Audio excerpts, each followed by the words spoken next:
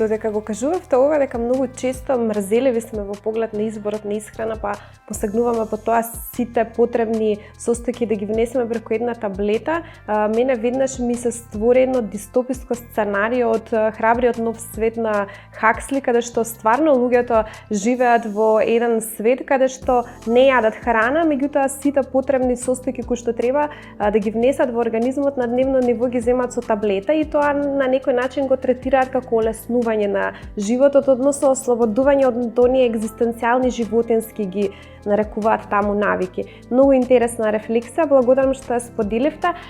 Исто сакам да ме прашам околу изборот на состојките за исхраната. Многу често денеска актуелно е да се каже дали е ова органско или не е и на тоа многу се инсистира производите што ги јадеме да бидат органски. Што вие ќе искоментирате на таа тема? Дали е воопшто важно да се гледа потеклото на производот или треба да се гледа што е тоа што впрочем го конзумираме да е поразновидно и така натаму? Најважно за еден оброк и за еден хранлив производ кој што ќе го исконзумираме на дневна основа е да биде нутритивно богат и да биде безбеден. Сето останато е помалку важно во поглед на дневниот внес на храна која што ќе биде пласирана на нашето мени. Органската храна може би да содржи помалку пестициди и да е поеколошка.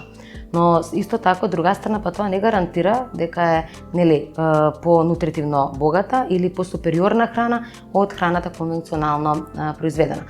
Многу често се случува храната која што е произведена во домашни услови, во строго контролирани домашни услови, која што не е третирана со хемија, односно пестициди, да биде нутритивно побогата од органската храна, иако не е декларирана како органска храна. Тука е најважно да го следиме поднебието од каде што е храната која што ќе ја купиме. Препорака е да биде од нашето поднебие храната, да го знаеме произведувачот од кого ја набавуваме храната и да следиме со какви препарати таа храна е произведена.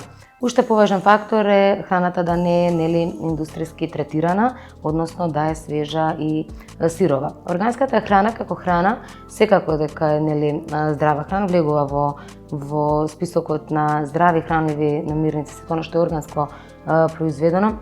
Меѓутоа, верувајте, некако, мој лично мислење е дека е тоа толку извикано, дека е тоа толку фамозно прифатено од целата наша популација и верувајте дека некој денес како ти каже дека се исхранува органски, вие сметате дека тој најздраво се храни, дека луѓето кои што купуваат органска храна се луѓе кои што се поимотни луѓе, меѓутоа верувајте дека сето тоа не е така.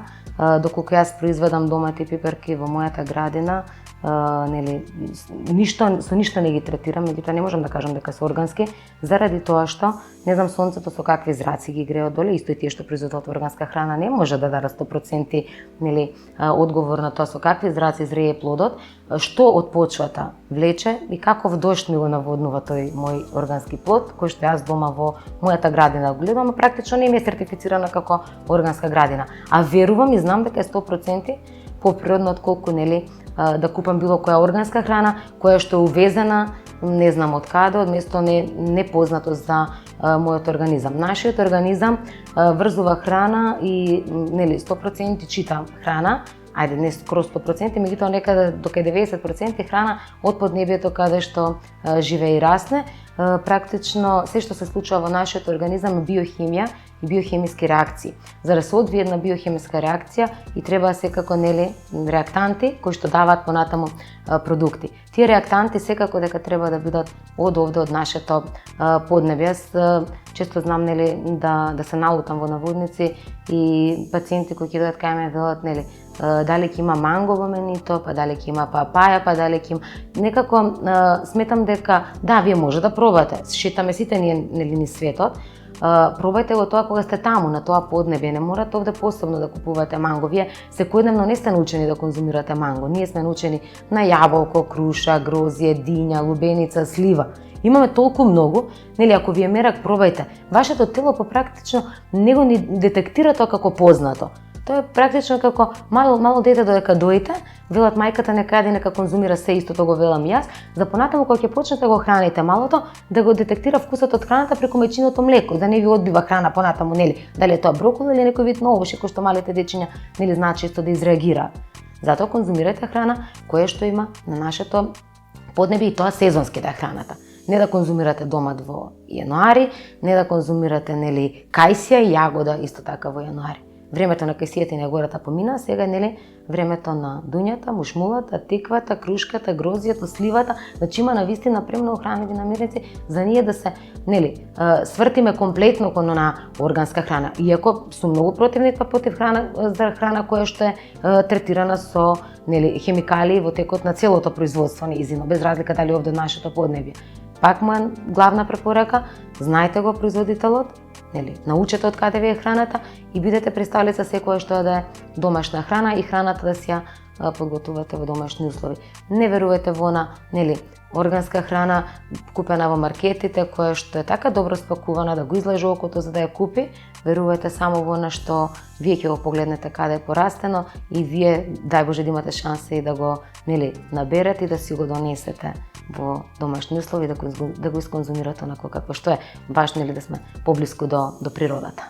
Постои исто така една народна изрека, храната може да биде лек, меѓутоа може да биде и отров. Што тоа значи во вашата наука? Дали храната во одредени ситуации се користи како превенција за некоја болест која што имаме зголемени предиспозиции, например, наследни да ја добиеме, и што кога ја користиме храната доколку имаме некоја хронична болест, па сакаме ете да се ослободиме од симптомите на таа болест. Како се прилагодуваме нито во такви услови?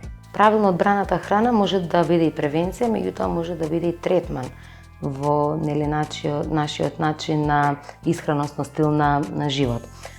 Кога таа е здравата храна, на здраво мени, превенира одредени здравствени заболувања во нашиот организам, доколку, пак ќе напоменам, пациентот, односно клиентот, лицето, се исхранува во текот на целокупниот живот, нели, здраво и на еден одреден, оптимален, здрав начин на исхрана.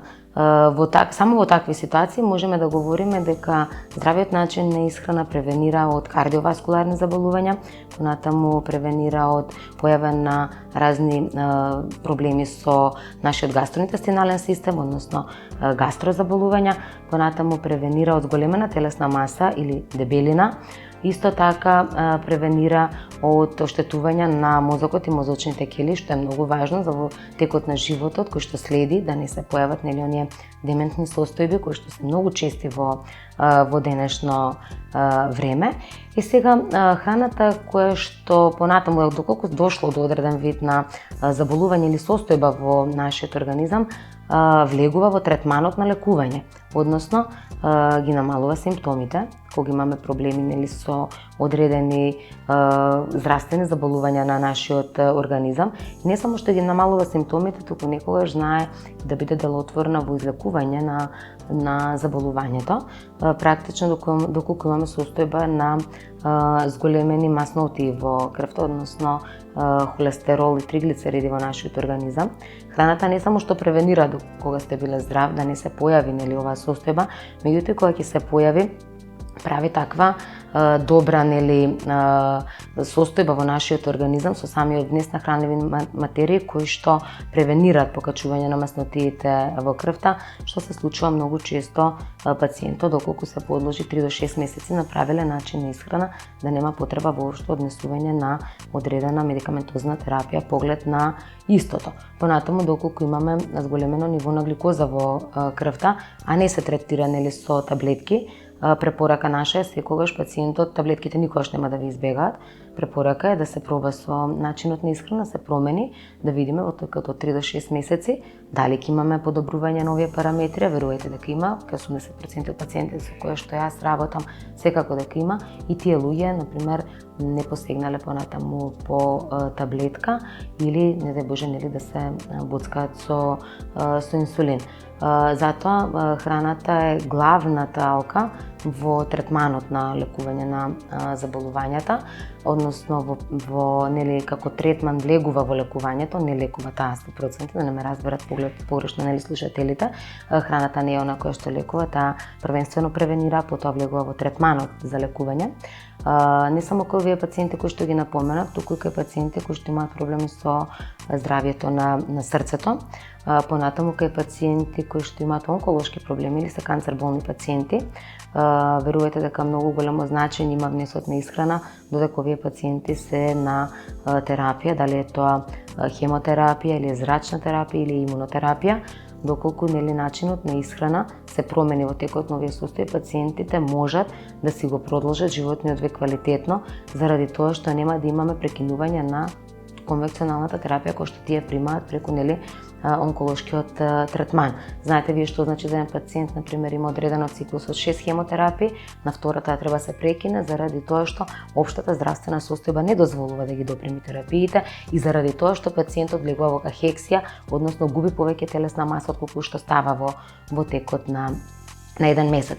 Од таа причина, моја препорака е секогаш кога ќе се соочите, пред да се соочите со било какво заболување во организмот, консултирајте се. Консултациите барем ништо не чинат, да, нели, некој ви 10 реченици сподели со вас, ве насочи барем малку во поглед на новиот животен стил, практично менувањето на начинот на исхрана, менување на целокупниот животен стил на една индивидуа. Побарајте совет, побарајте препорака, како што барате совет нели за крема за лице, како што барате совет за нели ногти, како што бараме совет нели од фризерката да ни каже каква коса или каква боја на коса ни стои подобро. Верувајте дека првенствено и најважно е здравјето, оттаму потекнува се, нели здрав човек има велат милион желби, нездравиот само една да оздраве. Моја препорака е барајте консултации, советувајте се, меѓутоа секогаш гледате тоа да е навистина стручно лице кое што има нели познавање, не познавање, туку има завршено школа за нели целокупната оваа наука за која што јас говорам, тоа е наука нутриција, која што верувајте е многу комплексна наука која што секојдневно се менува, е жива наука, за која што наука нели доказите кои што важеле пред 10 години веќе не важат, се менуваат на дневна основа и затоа треба да се пратат и да се следат. А вие како иден пациент или клиент нели секогаш имате право да знаете што Билјана работи, што Билјана учела, зошто учела и колку има искуство во областа во која што ја работи и дали нели стои позади сето тоа што ќе го сработи заедно со вас. Многу е важно, навистина го говорам од веќе скоро 20 годишно работно искуство наназад и сум навистина горда и задоволна од сите мои пациенти до сегашни. Ви благодарам за убавиот разговор. Благодарам вам.